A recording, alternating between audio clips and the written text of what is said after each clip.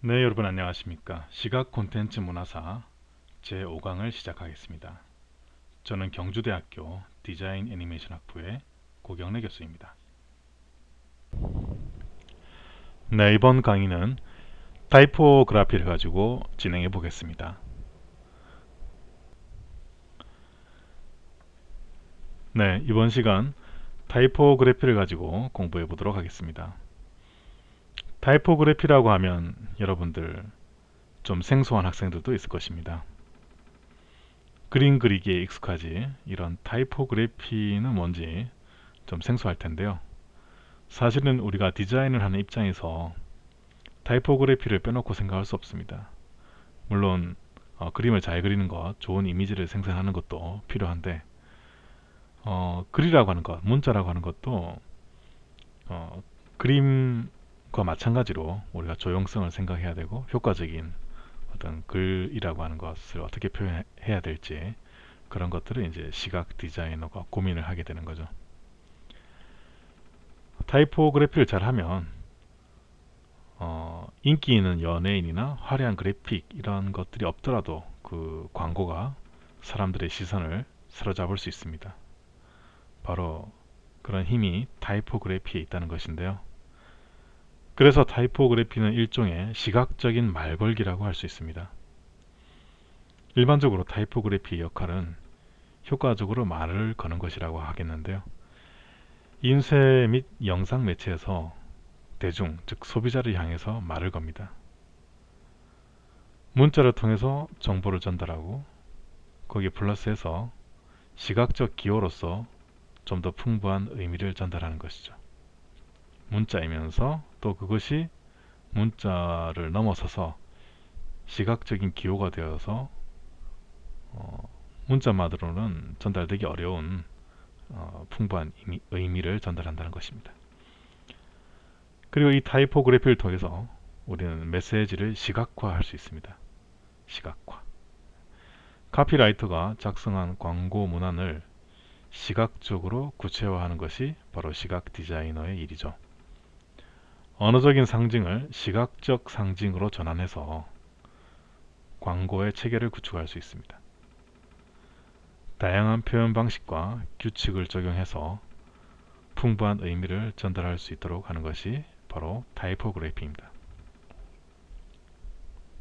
타이포그래피는 글자의 표정을 가지게 한다라고 생각하면 되겠죠. 그냥 한마디 던지는 것보다는 어떤 풍부한 표정을 가지고 한마디 한다면은 정말 효과적인 말걸기가 될 수 있을 것입니다. 네, 타이포그래피라고 하는 것은 문자를 찍어서 표현하는 것을 말합니다. 인쇄술이 나오면서 이제 타이포그래피라는 말이 같이 나오게 되는데요. 문자를 찍어내는 기술이라는 1차적인 의미를 가지고 있고요. 현대에 와서는 문자를 찍어내기만 하는 것이 아니라 프린터로 출력도 하죠, 그렇죠? 그래서 인쇄와 출력 모두를 다 전제로 두고 타이포그래피 이야기를 하고 있습니다.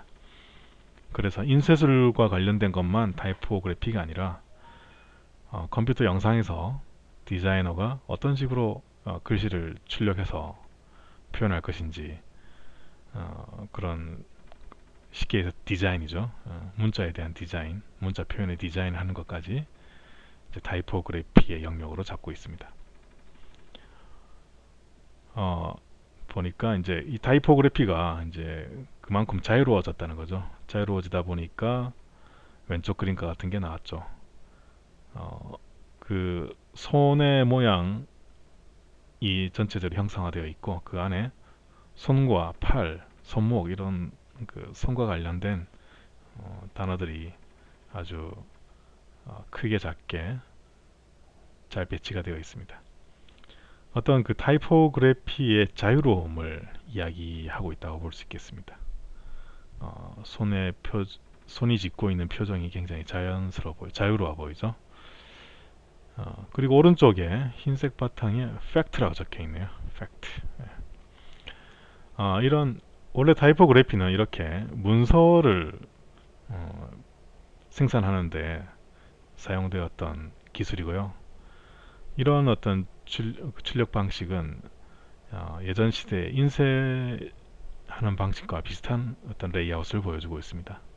단 차이점은 팩트라고 하는 글자가 굉장히 큽니다. 그렇죠? 그래서 제목이 굉장히 강조되고 있고, 그 본문은 작은 글씨로 되어 있는데 하늘색과 검정색 글씨로 이렇게 구성되어 있고요. 이런 어떤 큰 글씨와 작은 글씨의 대비, 그리고 검정색 글씨와 밝은 하늘색 글씨의 대비, 이런 대비를 통해서 우리는 이런 문서를 접할 때 시각적으로 집중도를 높일 수 있고 좀 쾌적하게 그 정보를 전달을 받을 수가 있습니다. 그래서 이 두 가지 그림을 놓고 볼 때 한쪽은 매우 그 아티스틱한 어떤 타이포그래피의 어떤 예술성 같은 것을 보여주고 있고요. 오른쪽은 타이포그래피의 원래의 목적에 굉장히 충실하면서 그 보는 사람에게 쾌감을 주는 디자인을 보여주고 있습니다.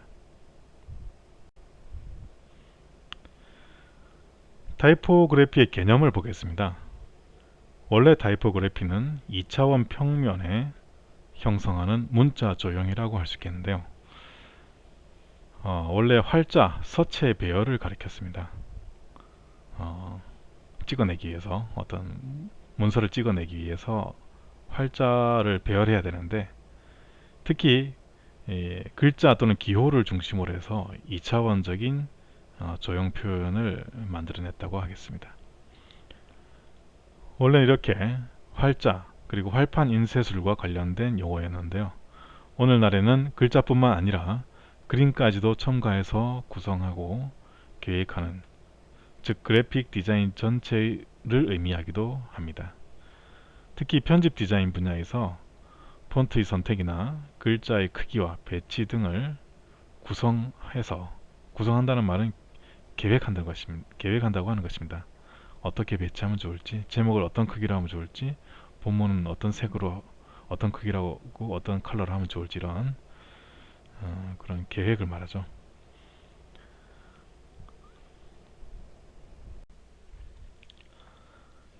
네, 타이포그래피라고 하는 것은 활판 인쇄술과 같이 발전해 온 것입니다. 그 출발 자체가 활판 인쇄술에 있었다고 하겠습니다. 활판 인쇄술 하면 독일의 구텐베르크 형제가 생각이 나죠. 15세기 최초로 유럽에서는 이제 금속 활자로 문서를 찍어냈다. 그래서 처음으로 만들어낸 것이 이제 성서였죠. 성서, 성경. 그런데 이거보다 앞서가지고 우리나라에 직지심경이라고 하는 금속 활자가 사용되었습니다. 그래서 직지심경이 세계 최초의 금속 활자본이라고 그렇게 인정되고 있습니다. 그런데도 이제 직지심경보다는 구텐베르크 형제가 더 많이 알려져 있죠.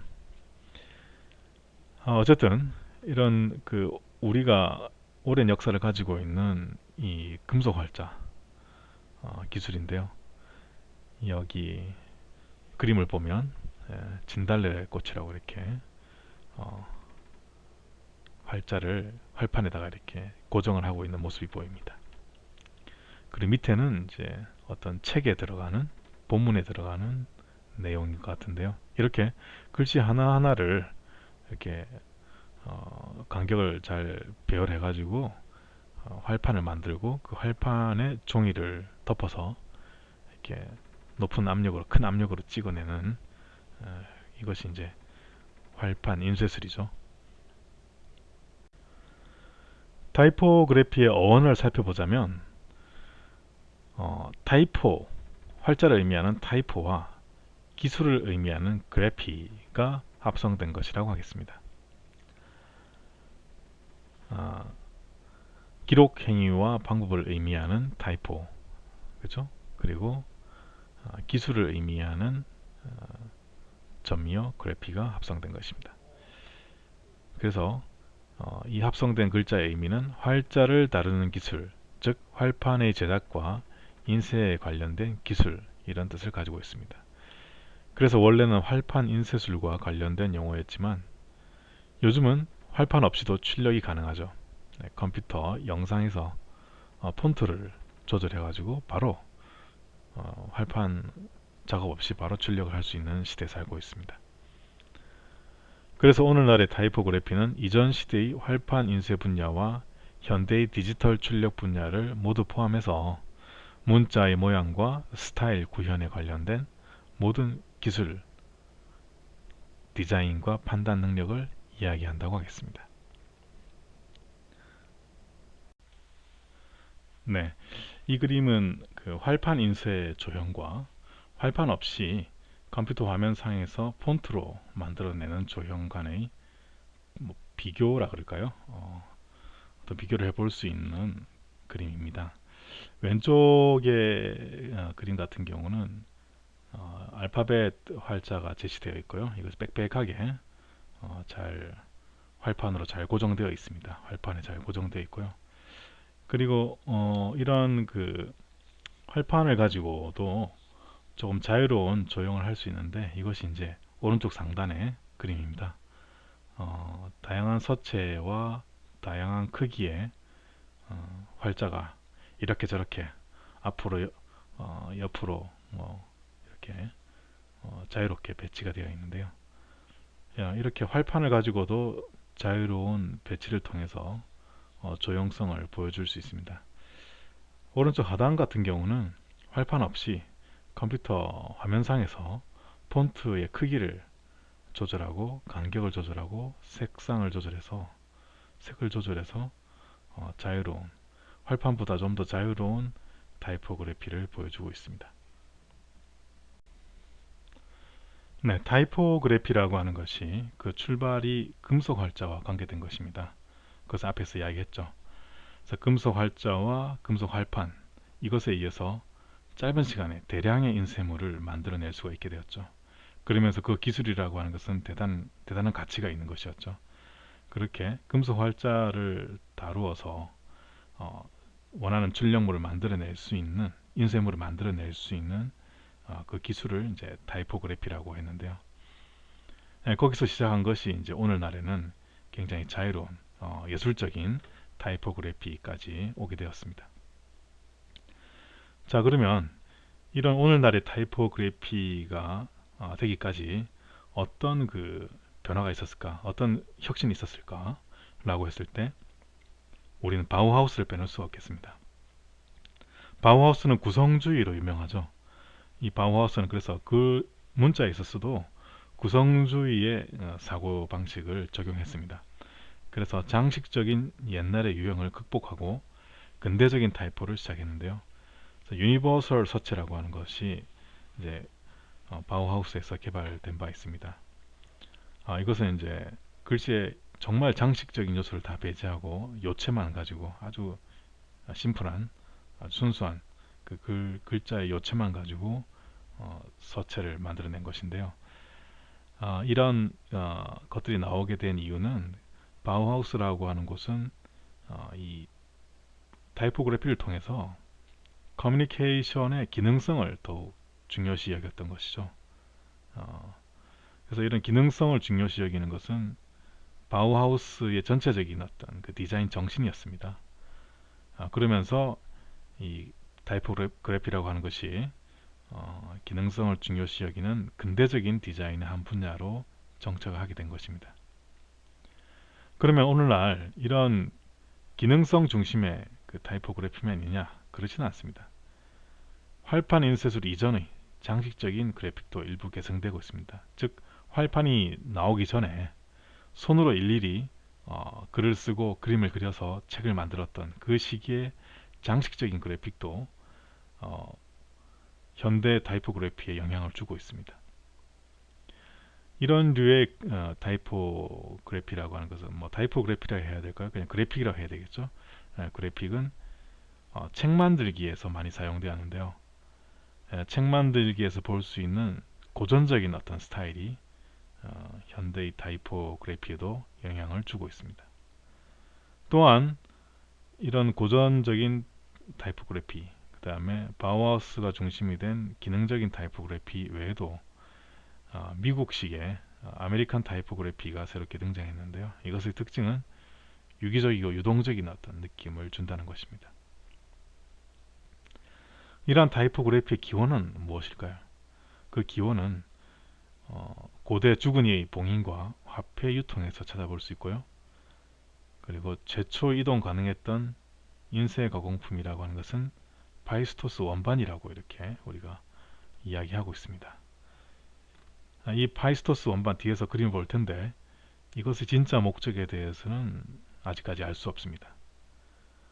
단 기원전 1850년에서 1600년 사이에 미노아 시대의 것으로 보고 있습니다.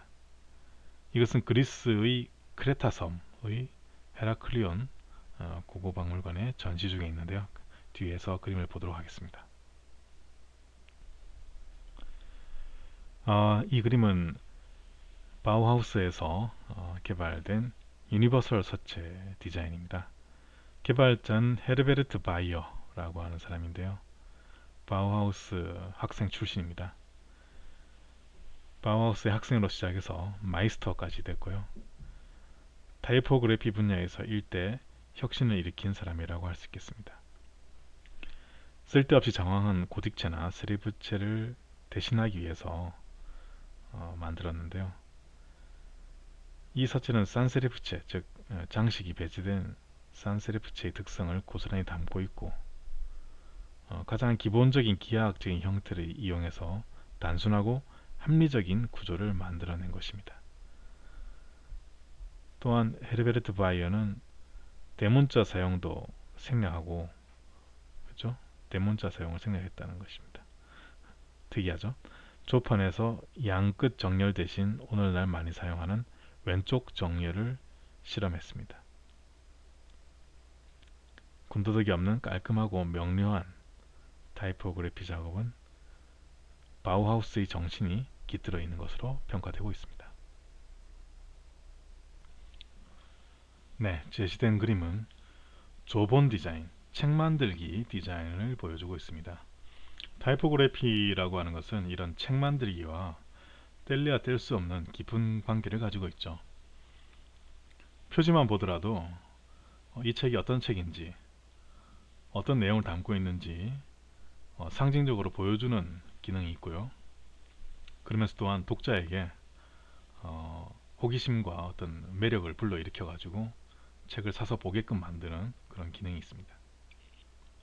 그리고 그 표지를 넘기면은 목차가 나오고 분위기 있게 간지 같은 것들이 이렇게 들어 있습니다. 마치 영화를 보듯이 시각적인 어떤 그 재미가 있는 그림이 없더라도 타이포만으로도 어떤 시각적인 변화, 어떤 분위기가 연출되고 있죠. 그리고 나서 이제 본문이 나옵니다. 본문은 이제 읽기 쉽도록 행간, 자간 등을 기획을 했고요. 또 서치의 스타일이 있죠. 그 시대에 또 선호하는 스타일, 그런 것들을 써서 책을 만들게 되어 있습니다. 그리고 이제 책 케이스도 있고요. 거기에 들어가는 그림도 있고요. 좀 이 책이라고 하는 이 한 권 안에 타이포그래피의 다양한 요소가 들어가고 있기 때문에 책은 이 조본 디자인이라고 하는 것은 타이포그래피와 현재에도 뗄래야 뗄 수 없는 깊은 관계를 가지고 있다고 하겠습니다. 네, 아메리카 타이포그래피의 분위기를 보여주고 있는데요. 왼쪽 그림을 보면 마치 포스터 같죠? 포스터처럼 보이는데 이 그림하고 오른쪽 상단의 그림을 비교해 보면 어떤 건지 알 수 있을 것입니다. 오른쪽 상단은 마치 어린이들을 위한 놀이동산 같은 느낌인데 이것을 위에서 이렇게 봤을 때 마치 포스터처럼 메시지를 전달하고 있다는 것입니다. 이런 발상이 이제 아메리칸 스타일이죠. 그리고 오른쪽 하단에 보면 이제 아침에 우리가 먹는 시리얼과 뭐 달걀 후라이, 오렌지 주스, 빵 이런 걸 가지고 그림도 그리고 글도 썼습니다. 굉장히 자유로운 타이포그래피의 양상을 보여주고 있는데요. 타이포그래피라고 하는 것이 활판 인쇄술과 금속 활판 인쇄술과 함께 시작된 것이지만 지금은 활판을 완전히 떠나서 이렇게 자유롭게 진행되고 있다는 것을 보여주고 있습니다. 네, 그리고 심지어는 빵을 가지고 글씨를 쓰기도 합니다. 네, 빵 만드는 기술도 발전했지만 그래서 가능한 것이기도 한데 빵으로 글씨를 쓰기도 하고 그걸 구워내어서 먹을 수도 있고 그렇죠? 그리고 설탕이나 소금을 가지고도 글씨를 쓸 수 있다는 것을 보여주고 있습니다. 주로 먹는 걸 가지고 이렇게 했는데 꼭 먹는 걸 가지고 해야 된다는 것은 아니고 그만큼 현대에는 타이포그래피를 자유롭게 생각할 필요가 있다 라고 하는 예시죠. 네, 타이포그래피의 근원이라고 할까요? 아니면 탄생의 배경이라고도 할 수 있겠는데요. 그것은 금속 활자와 깊은 관계를 맺고 있죠. 금속 활자, 금속 활판으로 인쇄물을 대량으로 생산하게 되었는데 그 생산 과정의 어떤 그 메커니즘을 잘 알고 그 메커니즘을 잘 활용해서 좀 더 퀄리티 높은 인쇄물을 만들어내는 것, 그것을 계획하는 것, 디자인이죠. 이것이 이제 타이포그래피라고 하는 것의 출발점이었습니다. 근데 인쇄라고 하는 것의 출발점은 뭡니까? 그것은 어떤 그 활자를 가지고 찍어낸다는 것이죠. 손으로 쓰는 것이 아니라 어떤 그 매체를 가지고 찍어낸다. 그랬을 때 찍어낸다는 개념을 가지고 인쇄를 우리가 생각했을 때 그 근원은 최초의 근원은 가장 오래된 근원이라고 할 수 있는 것은 이제 화폐, 이런 현재 앞에 있는 그림이 화폐인데요. 아테네 여신과 올빼미 모양이 들어간 고대의 화폐 드라크마라고 하는 화폐입니다.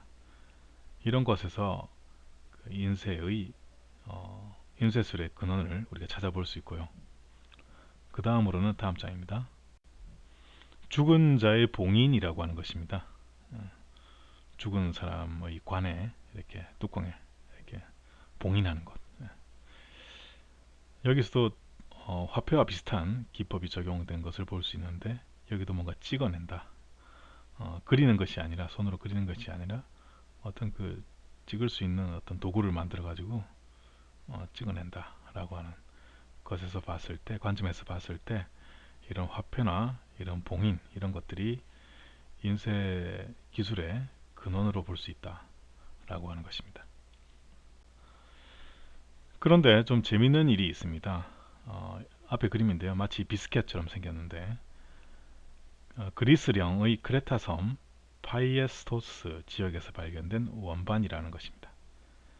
상형 문자가 원반 바깥쪽에서 안쪽으로 시계 방향으로 나선형으로 이제 말려 들어가고 있는데 그것을 따라서 상형 문자가 이렇게 같이 찍혀져 있습니다. 그려진 것이 아니라 찍혀져 있습니다. 당시 일반적인 기록 방식은 젖은 점토에 직접 새겨 넣는 것이었는데 이것은 새겨 넣은 것이 아니라 어떤 도장 같은 것을 만들어서 상형 문자 각각의 모양을 딴 도장을 만들어 가지고 찍어냈다는 것이죠. 그래서 이것은 그 인쇄의 전형이다. 인쇄의 가장 오래된 형태로 볼 수 있다라고 이제 학자들이 그렇게 의견을 모으고 있습니다. 네, 현대의 명함 디자인입니다. 이 명함도 출력물이 아니고 인쇄를 한 것이죠. 인쇄를 했다는 것은 어떻게 알 수 있냐면 압인되었다는 것을 느낄 수 있습니다. 뭔가 그 포근한 종이 위에 강한 압력으로 눌러가지고 글씨의 흔적이 남겨졌다는 것이죠. 그리고 그 흔적을 남긴 위에 뭐 잉크가 덮일 수도 있고 잉크가 덮이지 않더라도 그 압력이 가해졌다는 것 자체만으로도 어떤 글자의 흔적이 남아서 우리가 글을 읽을 수 있습니다. 그런 어떤 그 재료가 가진 어떤 매력이 있죠. 이런 그 인쇄라고 하는 것은 이렇게 압력을 가할 때 물성의 어떤 특성이 나타나기 때문에 이런 그 질감적인 요소를 조형적으로 잘 활용했을 때 매력이 있는 것이 나오게 되죠. 자, 이쯤에서 타이포그래피의 의미에 대해서 한번 더 생각해 보도록 하겠습니다. 타이포그래피의 의미는 이제 변화했다고 할 수 있겠는데요. 처음에는 이제 문자의 구성 그리고 문장의 원리에 기초해서 글자를 인쇄하는 방법을 이야기했는데요. 이것이 이제 오늘날에 어떻게 변화되었냐면 글자를 이용한 모든 디자인은 타이포그래피다 이렇게 이해되고 있습니다. 활판으로 인쇄하던 시절에는 활자 그리고 조판 그리고 인쇄와 관련된 활동을 이끌었지만 인쇄술의 제약이 거의 사라진 오늘날 디지털 시대에는 인쇄와 또 디지털 출력물에 관한 모든 활동을 가리키는 의미로 사용되고 있습니다. 이렇게 타이포그래피의 의미가 변화되었는데 정리해보자면 좁은 의미로서는 활판을 이용한 문자 조형과 인쇄술이라고 이야기할 수 있겠고요. 여기에는 조판 중심의 기술과 미학, 물리적으로 활자를 다루는 기술 등이 가미되어 있습니다. 그것들이 중심이 되어 있다고 하겠습니다. 또한 타이포그래피의 넓은 의미로 볼 때는 활판 인쇄와 디지털 출력을 모두 포함하는 것인데 글꼴의 디자인, 레터링, 당연히 활판의 판짜기, 그리고 출력할 때의 편집 디자인, 그 다음에 가독성의 문제 이런 것들을 포괄하는 총체적인 문자 조형 활동을 타이포그래피라고 할 수 있다. 넓은 의미에서 그런 것이고 오늘날의 의미는 이런 넓은 의미에 가까운 것입니다. 자, 이제 타이포그래피와 관련된 용어들을 몇 가지 살펴보겠습니다. 강의 중에 여러분들 대체적으로 이제 알게 되었을 것입니다만은 한 번 더 정리하겠습니다. 활판이라고 하는 것은 활자의 순서와 간격을 부여해서 모아놓은 틀이라고 할 수 있습니다. 즉 인쇄를 위해서 짜는 판으로서 그 판으로 하는 인쇄까지를 포함해서 활판이라는 용어를 사용합니다. 그럼 활자는 무엇이냐? 활판을 구성하기 위한 최소의 단위라고 할 수 있는데 작은 네모 기둥 형태의 금속 윗면에 문자나 기호를 볼록하게 새겨놓은 것. 엄밀히 말하자면 금속 활자의 원형은 밀랍을 깎아서 만드는데요.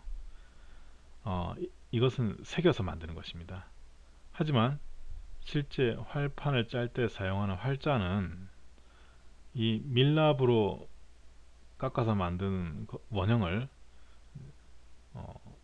주물로 떠내죠. 금속 주물로 복제를 해내서 만드는 것이기 때문에 이 금속 활자는 깎아낸 것이 아니라 주물을 부어서 나온 것이기 때문에 도드라져 나온 것이라고 이야기하는 것이 더 적절할 것 같습니다.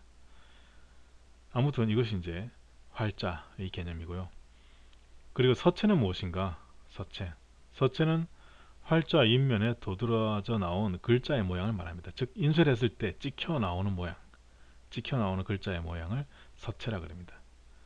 그리고 그러한 모양들의 공통된 형식이 있는데요. 뭐 다 스타일이 서로 닮아 있어야 되죠. 같은 계통의 스타일이라야 되기 때문에 이런 모양들 뭐 1, 2, 3, 4, 5, 6, 7, 8, 9, 10 뭐 A, B, C, D, F, G 뭐 이렇게 한 세트가 있죠. 한 세트의 공통된 형식이 있어야 되는데 그것을 이제 스타일이라고 하겠습니다. 찍혀 나오는 하나하나의 글자에 대해서는 모양, 쉐이프라고 함이 적절하고 찍혀 나오는 글자들 그룹, 그렇죠? 한 그룹에 대해서는 공통된 형식상의 특징이기 때문에 스타일이라고 하는 것이 적절하다고 하겠습니다. 자, 이렇게 해서 활판, 그리고 활자, 그리고 서체 이렇게 알아봤는데 활판이 가장 큰 개념이고 그 안에 들어가는 활자가 있고 그다음에 서체는 그 활자 위에 도드라진 면의 글자 모양 그것을 말한다. 다음 보겠습니다. 활판 인쇄 그림이 나오네요. 한자로 된 활자를 아주 정성스럽게 활판에다가 단단하게 끼워서 맞춰 놓고 있습니다. 전체적인 틀을 활판이라 그러고요. 굉장히 강한 압력으로 활자들을 고정하고 있죠. 그리고 이렇게 단단하게 만들어진 활판 위에 종이를 얹어 놓고 강한 압력을 넣어서 이제 압인이 되면서 인쇄까지 잉크까지 들어가게 되는 것이죠.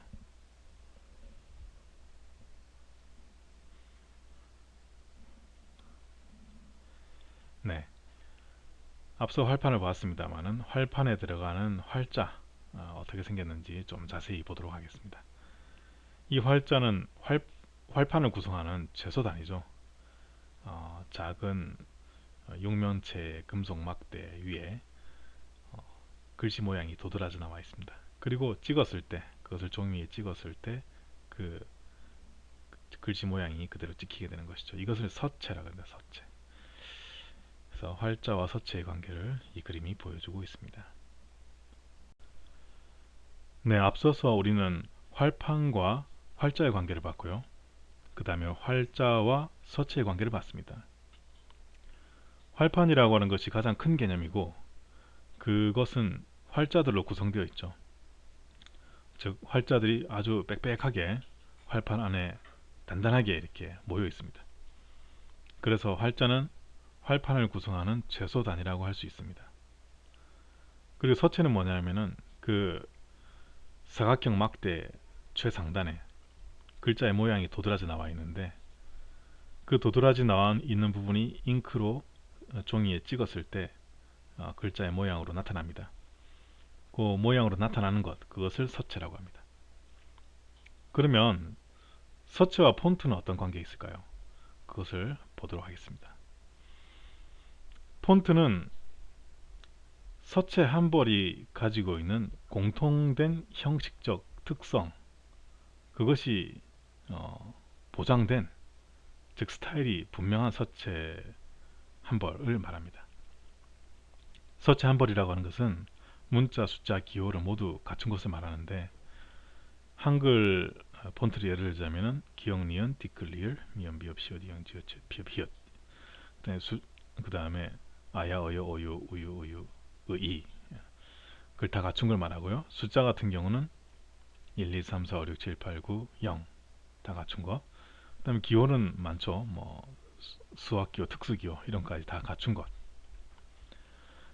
이렇게 서체 한 벌을 다 갖추었는데, 그것들이 일관되게 특성이 있다는 거죠. 형태적인 특성을 가지고 있었을 때, 그것이 이제 확실한 폰트라고 우리가 이야기할 수 있는 것입니다.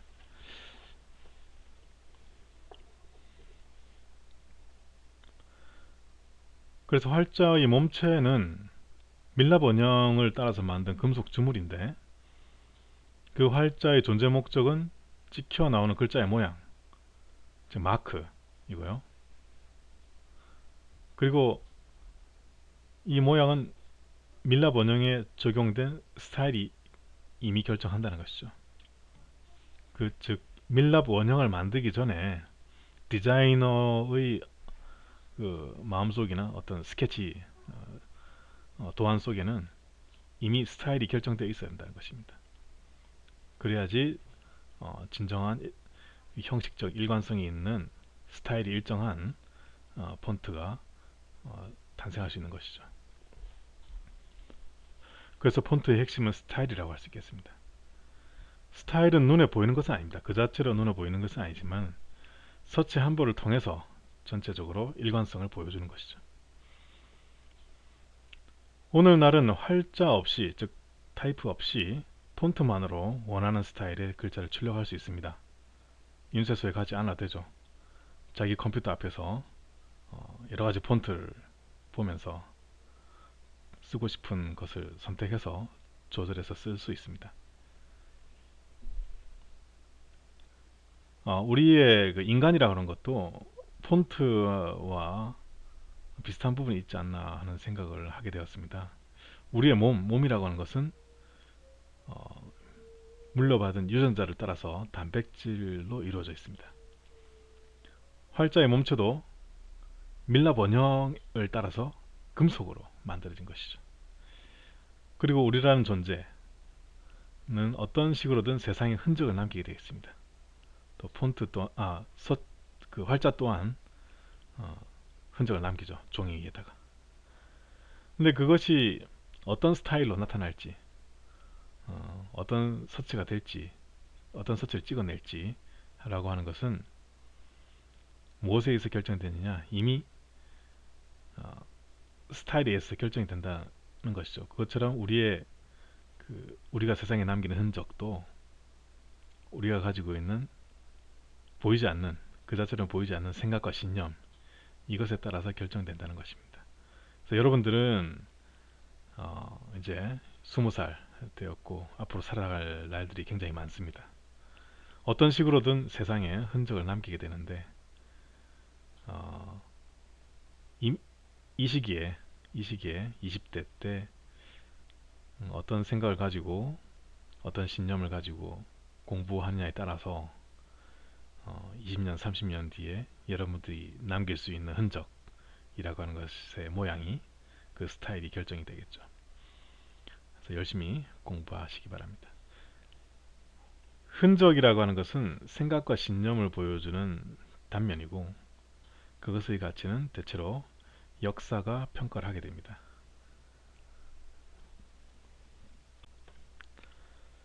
네, 폰트라고 하는 것을 보여주고 있습니다. 어, 이것을 모두 그 활자로 다 만든다면 엄청난 그 비용과 노력이 들겠죠. 그런데 활자로 만들지 않고 이 폰트 상태로 바로 우리가 컴퓨터상에서 조절을 해서 쓸 수 있고 출력이 된다는 것입니다. 단 이제 이 폰트라고 하는 것은 인쇄할 때의 느낌과 좀 다르죠. 폰트에 의한 출력물은 활자에 의한 인쇄물과는 느낌이 좀 다른데, 앞서서 그 명함 디자인을 봤었습니다. 종이 위에 강한 압력으로 찍혔을 때 어떤 종이라고 하는 물성과 단단한 그 금속 활자의 물성을 우리가 느낄 수가 있습니다. 그런 어떤 텍스처적인 그 느낌, 이것이 이제 활자의 또 하나의 매력이라고 할 수 있겠죠. 일단 활자를 쓰지 않은 경우에 일단 그런 매력은 좀 포기하지만 어, 이렇게 다양한 서체를 자유롭게 마음껏 쓸 수 있다는 것, 이것이 이제 디지털 시대의 폰트를 이용한 디자인, 폰트를 이용한 타이포그래피의 하나의 장점이고 새로운 가능성을 또 열어주는 어, 한 면이라고 하겠습니다. 네, 문자의 기능 보도록 하겠습니다.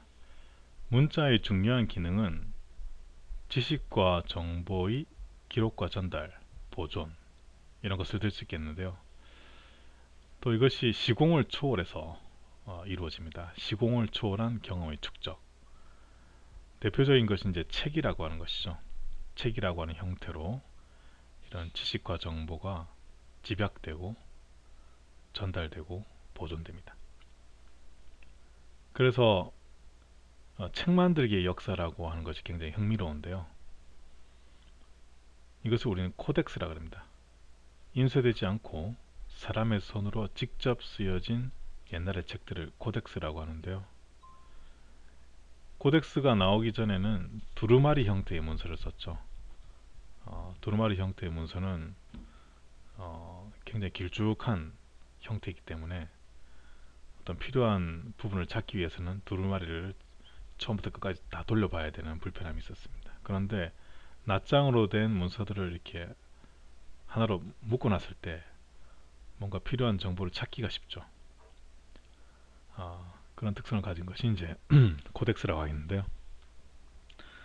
원래는 이 종이가 나오기 전에는 나무 토막에다가, 그래서 나무판에다가 글을 썼는데, 이 코덱스는 나무 토막을 의미하는 라틴어에서 유래되었고요.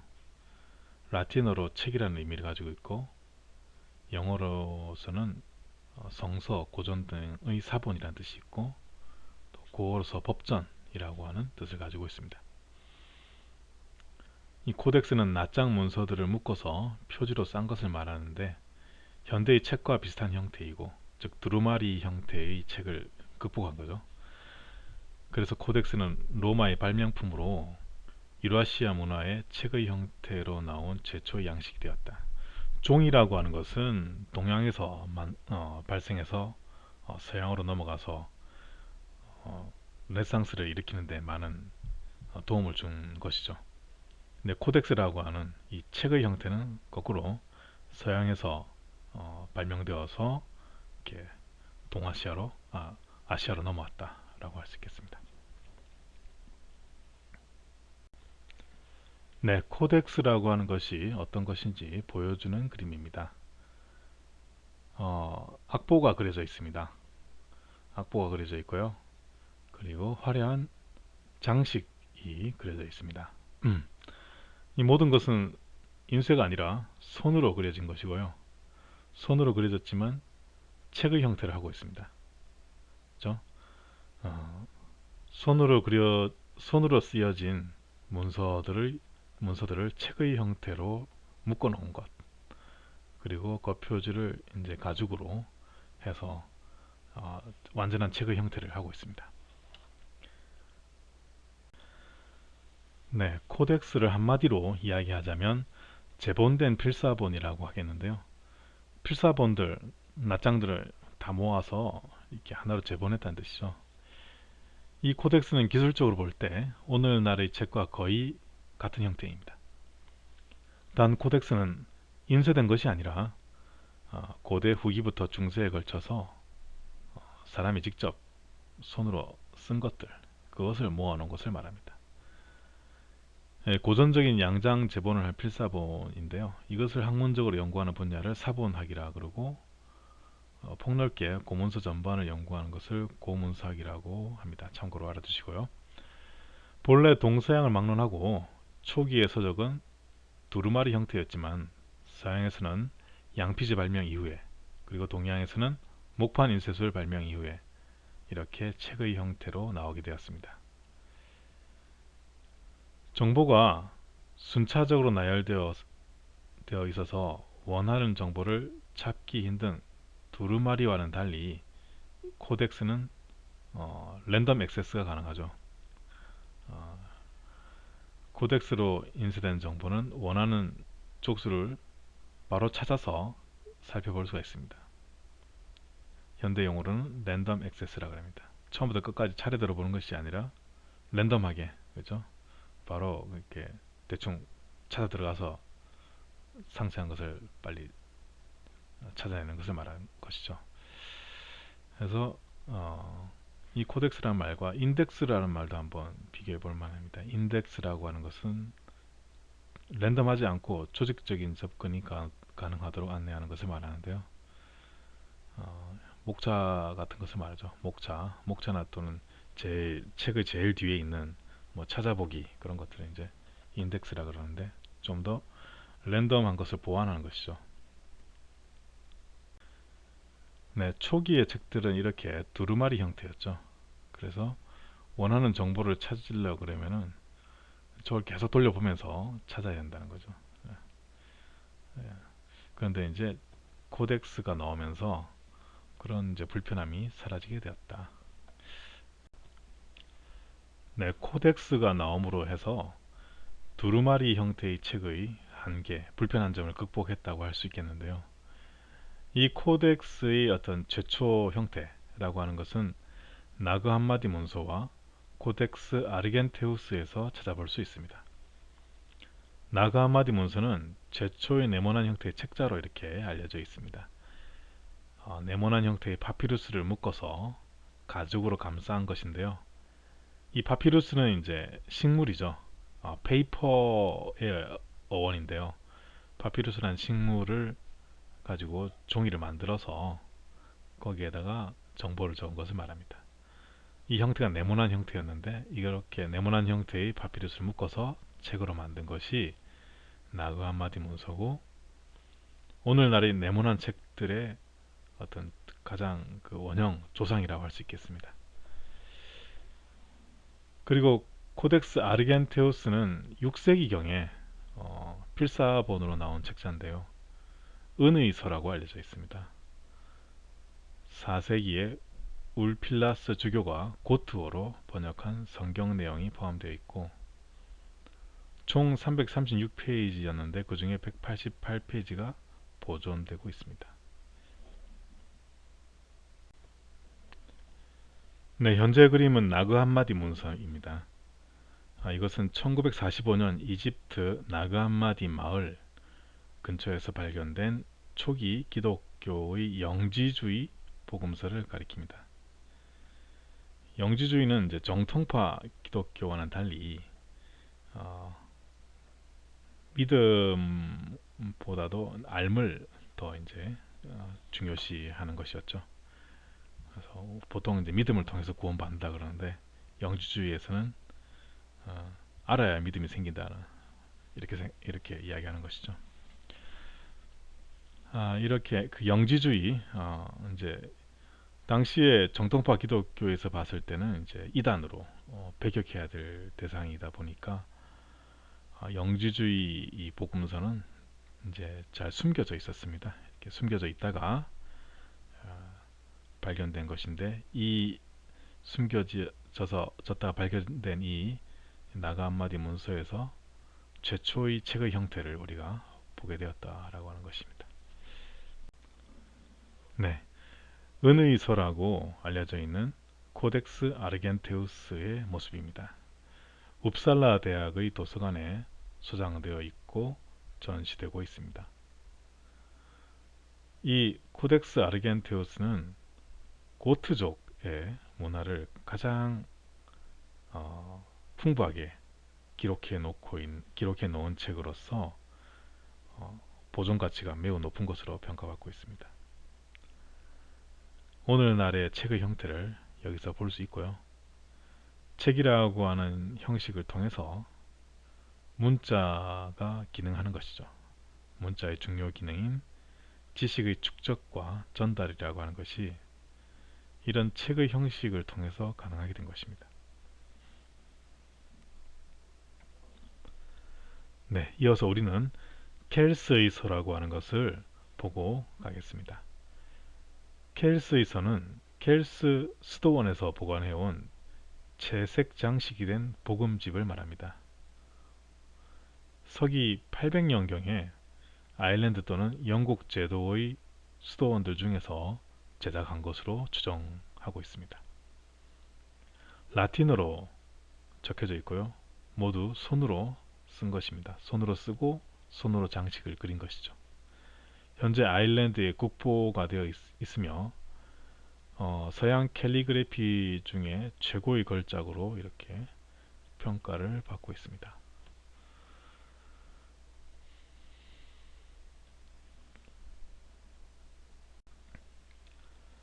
네, 이 그림은 켈스의 서에서도 가장 대표적인 장식이 굉장히 화려해서 유명한 페이지 중에 하나고요. 오른쪽은 현대 미국의 타이포그래피를 이용한 작품입니다. 물론 타이포그래피라고 하더라도 활자를 이용한 건 아니고요. 앞서 이야기했다시피 컴퓨터 화면상에서 폰트를 가지고 작업을 한 것이죠. 일견 봤을 때 그 유사한 느낌도 듭니다. 그렇죠? 켈스의 서에서는 장식적인 문양들로 가득 차 있습니다. 그런데 오른쪽 현대 미국의 타이포그래피에서는 문자 자체가 장식적인 역할을 하고 있습니다. 그게 차이점이죠. 이것이 이제 그 BC 800년의 감각과 현대 미국의 감각의 차이점이라고 할 수 있겠는데요.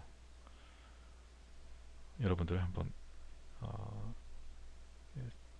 생각을 좀 깊이 해보면 인간의 어떤 감성이나 생각은 큰 차이는 없다는 생각이 들고 또 이렇게 시대에 따라서 트렌드가 바뀐다라고 하는 것을 읽을 수가 있습니다.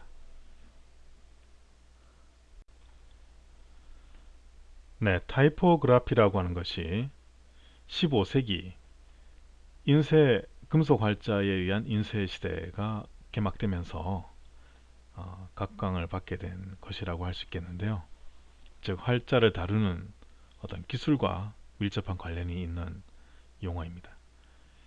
이것이 오늘날의 디자이너에게 어떤 의미가 있는가? 무의미한 것인가? 아니다. 여전히 유의미하다라고 하겠습니다. 단 오늘날의 디자이너는 활자를 직접 다룰 필요가 없게 되었습니다. 인쇄소에서 손에 기름 묻혀가면서 활자를 다룰 필요가 없죠. 대신 컴퓨터 영상으로 폰트를 다루면 됩니다. 디자이너는 이제 인쇄소가 아니라 자신의 PC에서 레이아웃을 통해 인쇄 시대와는 좀 다른 의미의 타이포그래피를 하게 되었습니다. 그러면 오늘날의 타이포그래피는 어떤 것입니까? 그 요소는 글자의 구조, 단위, 서체, 모양의 변형, 크기, 자간, 어간, 행간, 정렬 이런 것들입니다. 이런 조형 요소를 이용해서 글자를 배치하고 목적에 맞게 조정을 하면 편집 디자인과 그래픽 디자인이라는 분야가 됩니다. 그리고 글자 그 자체, 즉 서체와 폰트를 디자인한다면 폰트 디자인 또는 서체 디자인이라고 하는 분야가 됩니다. 그리고 기존의 서체를 의도한 목적에 따라서 조정해서 쓸 수도 있는데요. 여기서 우리는 로고 타입이라고 하는 분야가 파생되는 것을 알 수 있습니다. 폰트라고 하는 것은 활자보다 더 근원적인 것입니다. 그리고 서체라고 하는 것은 폰트와 활자의 중간쯤에 있는 개념이라고 볼 수 있습니다. 폰트는 그 자체로 눈으로 볼 수 있는 것은 아니죠. 컴퓨터 영상으로만 나타나는 것이고요. 그리고 활자는 쇠막대기 위에 드러나죠. 그렇죠? 쇠막대기 형태로 나타납니다. 서체는 뭡니까? 그 쇠막대기 가장 상단부에 있는 그 찍혀 나올 글자의 모양, 표면적인 거죠. 그래서 서체라고 하는 것은 폰트와 활자의 중간 개념이다. 서체는 영상으로만 볼 수 있는 것이고, 그렇죠? 그리고 활자는 물리적으로 굉장히 단단한 금속으로 나타나는 것인데, 그다음에 서체는 그 단단한 쇠막대기 가장 상단의 어떤 표면에 나타나는 글자의 모양을 말합니다. 그래서 폰트는 활자에 적용되는 스타일로서 서체를 결정짓는다고 하겠습니다. 그래서 이 폰트가 가장 상위 개념이죠. 그리고 서체가 그 다음 개념이고 활자가 가장 하위 개념인데 가장 단단한 물질성을 가지고 있는 개념이라고 하겠습니다. 그리고 서체는 활자 위에 얹혀져 있는 최상단의 표면을 말하는 것이고요. 폰트는 물질성이 없습니다. 물질성이 없고 그렇지만 컴퓨터 영상을 통해서 우리가 볼 수 있죠. 네, 다양한 폰트가 나오고 있습니다. 한글 폰트입니다. 컴퓨터 화면으로 앞으로 이런 많은 서체들을 접하게 될 것입니다. 네, 로고 타입인데요. 앞서 이야기했다시피 로고 타입이라고 하는 것은 기존의 문자를 조정해가지고 모양을 조정해가지고 활용하는 것을 말하는데요. 문자를 위주로 한 디자인된 마크라고 할 수 있겠습니다. 그래서 글자의 모양을 조형 요소로 활용하는데요. 로고라는 말도 같이 사용되고 있습니다. 로고라는 말은 로고 타입의 줄임말로서 로고 타입과 같은 말입니다. 기업에서는 심벌 마크나 트레이드 마크의 로고 타입을 많이 사용하고 있습니다. 브랜드라고 하는 개념도 우리가 좀 알고 넘어가야 되겠는데요. 브랜드는 마크보다는 좀 상위 개념이고 기업 전체의 이미지를 나타내는 용어고요. 그래서 브랜드는 디자인 마케팅 분야에서, 경영의 분야에서 브랜드 이미지라든지 브랜드 가치라는 말로 파생되어서 사용되고 있습니다. 그래서 브랜드라는 말에 비해서는 이 로고라고 하는 것은 좀 그보다 개념이 좁은 것이고, 브랜드는 기업 전체 이미지를 이야기한다면 로고라고 하는 것은 그냥 눈에 보이는 바로 그 신발 마크, 트레이드 마크로 활용되는 이런 것들을 말합니다. 이상 타이포그래피가 이렇게 활용되고 있다는 것을 봤는데요. 그래서 타이포그래피는 글자의 모양과 스타일의 구현에 관련된 모든 지식과 기술이라고 현대적으로 우리가 정의를 내릴 수 있겠습니다. 현대적 의미의 타이포그래피는 글자의 모양과 스타일의 구현에 관련된 모든 디자인 지식과 기술을 말한다. 이것들은 서적의 표지나 속표지, 본문 등 조판의 영역에서 전통적으로 사용되어 왔고요. 그 다음에 명함, 안내장, 카드 디자인에도 사용되고 있고, 레터헤드, 그 다음에 다이렉트 메일 등 서식 디자인에도 활용되고 있고, 포스터, 캘린더, 카탈로그, 광고나 전단 디자인에도 활용되고 있습니다. 또한 인터넷과 디지털의 발달로 인해서 PC와 모바일에서도 타이포그래피는 또 다른 형태로 요구가 되고 있습니다. 네, 로고 타입의 모습입니다. 익숙한 로고 타입인데요. 로고 타입은 줄여서 로고라고도 이야기하고, 기업의 심벌 마크나 트레이드 마크에 활용되고 있습니다. 타이포그래피가 인쇄 기술에서 출발해 가지고 현대에는 다양하고 자유로운 표현을 하고 있는 시대에 왔는데요. 이런 시대를 통틀어서 가장 중요시 여겨야 될 원칙이 있습니다. 타이포그래피에 있어서 가장 중요하게 가치를 두어야 될 원칙이 있는데, 바로 가독성이라고 하겠습니다. 가독성은 말 그대로 얼마만큼 잘 읽을 수 있느냐, 얼마만큼 잘 읽히느냐 라고 하는 것이죠. 문자는 기본적으로 적혀진 메시지를 인간에게 다이렉트로 왜곡 없이 전달하는 것이 목적입니다. 그래서 가독성이라고 하는 특징을 잃어서는 안 되는 것이죠. 타이포그래피가 아무리 자유로워졌다 하더라도 이것은 절대 적으로 지켜져야 될 원칙이죠. 글자의 레이아웃만으로도 충분히 의미가 전달되어집니다. 더 확실하게 전달되고 더 풍부하게 전달될 수 있죠. 사진이나 그림의 도움 없이도 글자의 레이아웃만 가지고도 말 걸기를 할 수 있다는 것입니다. 관심을 가지게끔 유도할 수 있다는 것이죠. 최근 타이포그래피의 트렌드를 보면 활자를 통해서 인물을 표현하거나 사물을 표현하는 등 글자로서의 기능을 넘어서 이미지화로 진행되고 있습니다.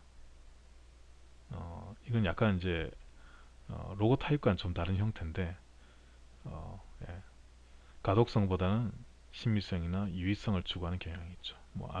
미국 쪽이 어떤 타이포그래피가 좀 그런 경향을 보이고 있는데, 이런 것들이 이제 우리나라에도 또 영향을 주게 되었죠. 그러다 보니까 별 의미 없이 어떤 시각적인 어떤 화려함이나 좀 특이한 거, 이런 것들만 보여주는 타이포도 늘어가고 있어서, 한편으로는 그런 것들이 시각적인 공해가 되지 않나 하는 우려도 있습니다. 네, 타이포그래피의 강점은 그림이라든지 사진이라든지 이런 다른 요소의 도움을 덜 받고 문자 그 자체만으로 어필할 수 있다는 것, 말걸기를 할 수 있다는 것, 그것이 장점입니다. 이런 장점을 부각시키기 위해서 여러 가지 조형 기법을 활용합니다만, 그 중에 가장 대표적인 것이 대비라고 하는 기법입니다. 그림을 보면 크기를 이용한 대비, 무게감을 이용한 대비, 구조를 이용한 대비, 형태적인 특성을 이용한 대비, 방향을 이용한 대비, 또 색채는 안 나왔습니다만 색채를 이용한 대비가 있을 수 있죠.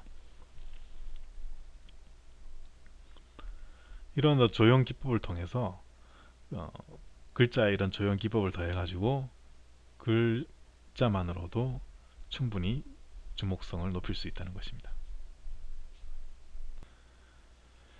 네, 그러면 우리나라의 타이포그래피는 어떤가요? 아직 우리 한글 타이포그래피에 대한 연구는 초보적인 상태입니다. 우리나라에서 타이포그래피에 본격적인 관심을 두기 시작한 지는 그렇게 오래되지 않았습니다. 그래도 한글 타이포그래피는 캘리그라피나 POP, 팝 뮤직비디오, 각종 광고 영상 등 생활 속에서 자주 접할 수 있습니다.